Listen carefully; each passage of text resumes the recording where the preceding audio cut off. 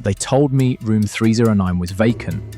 Then why did I just get a call from someone screaming inside it? Welcome to Holoverse, where every story leaves a mark. The Redwood Inn's night shift was the perfect job for a washed-up law student like me. $15 an hour to sit in a maroon blazer that smelt like cigarette smoke and cheap cologne, listening to the hum of ancient air conditioning and the occasional drunk stumbling through the lobby. Most nights, the only excitement came from seeing how many stale donuts I could eat before feeling sick. That changed on November 17th at 3:17 a.m. The phone's shrill ring cut through my true crime podcast like a knife.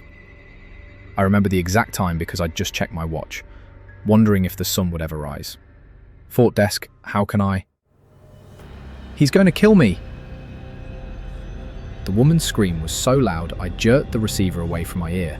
Her voice cracked with pure animal terror. Please, oh God, he's right outside the bathroom. I sat up so fast my chair rolled backward. What's your room number?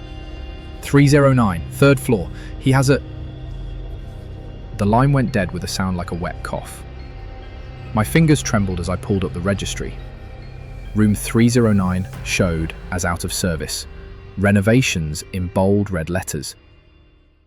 I'd done the midnight property check myself. Every door on that hallway was supposed to be locked, the furniture covered in plastic sheeting. Carl from security met me at the elevator, his hand resting on his taser.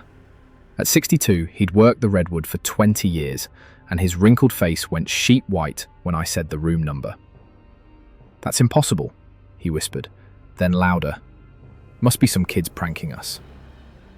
The hallway to 309 felt different, colder. The floral carpet squished underfoot like it was damp, though maintenance swore the roof didn't leak. The air carried a metallic tang that made my tongue feel heavy. When my master key clicked in the lock, the door swung open too easily, like someone had been leaning against it. The room was pristine. Plastic still covered the beds. Dust sheets draped the furniture. The bathroom mirror was spotless. Then, I saw the note. A single sheet of hotel stationery placed dead center on the bed, the words written in shaky block letters. I was never here. Carl suddenly couldn't meet my eyes. We should report this to management in the morning. Management. That's how I found myself in the basement archives at 4 a.m., digging through mildewed boxes labelled incident reports. The Redwood's records were meticulous. Every broken lamp, every noise complaint, every stolen towel logged in triplicate. Except for room 309. The record skipped from 308 to 300. No maintenance logs, no guest registries, just a single manila folder marked architectural plans that contained exactly one thing.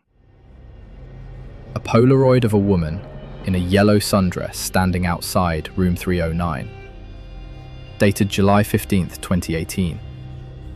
The same woman whose missing person poster still hung in the post office downtown, Elise Carter.